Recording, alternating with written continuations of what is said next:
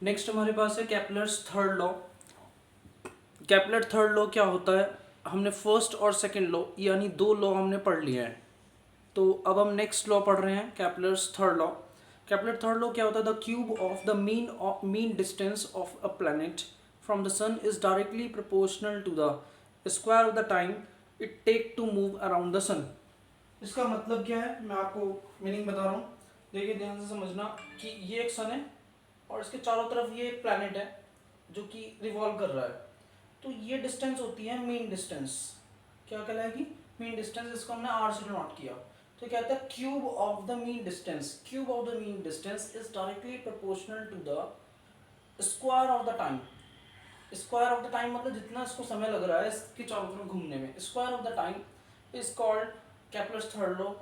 अब प्रोपोर्शनलिटी हटाएंगे, कांस्टेंट लिखेंगे, R cube upon T square equal to constant हो जाएगा। इसका मतलब R cube upon T square equal to constant. R का मतलब मीन डिस्टेंस है प्लेनेट के लिए एंड टी का मतलब है time period of the planet. तो इसका मतलब है आर वन का क्यूब अपॉन आर टू का क्यूब, अगर दो की रेस्पेक्टिवली बात करी जाए, इक्वल टू टी वन का square divide by T two का square. This is the mean formula. ठीक है, ये कंपेयरिंग फॉर्मूला है, इसका यूज नहीं होगा ज्यादा, लेकिन बेसिकली थ्योरी यूज होगी। इसके बाद Newton third law of the motion and gravitations. Newton third law of motion also holds for the gravitations, force of gravitation को फॉलो करती है Newton third law. Newton third law हमने पढ़ा था, action is equal to reaction, opposite reaction.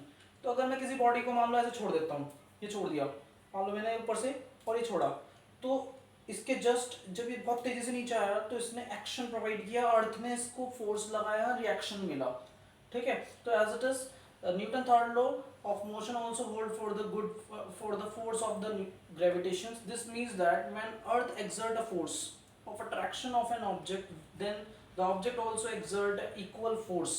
जब object भी force लगा रहा है तो अर्थ भी फोर्स लगा रहा है, जिसके कारण ये क्या हो रहा है, फैच आउट हो रहा है पूरा। ठीक है, जिसके कारण ये इसको होल्ड कर रहा है।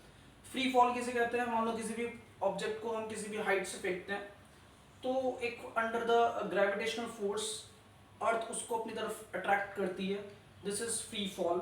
ठीक है, फ्री फॉल का मतलब हो गया कि जब हम किसी भी बॉडी को हाइट से फेंक रहे हैं तो अर्थ एक ग्रेविटेशनल पुल लगा रही है, जिसके थ्रू बॉडी बहुत तेजी के साथ एब्जॉर्ब हो जाती है, नीचे की तरफ आती है।